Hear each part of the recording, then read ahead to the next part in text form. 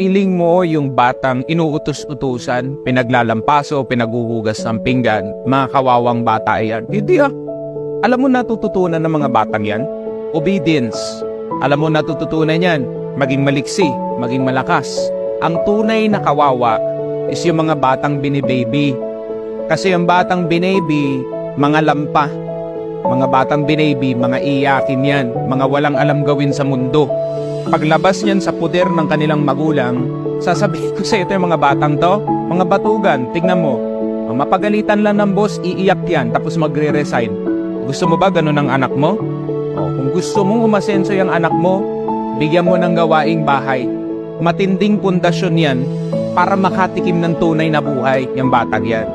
Mamili ka, malakas na bata or mahina. O ikaw, kapwa magulang ko, ikaw ang pipili niyan. Babyhin mo, lampay ang anak mo.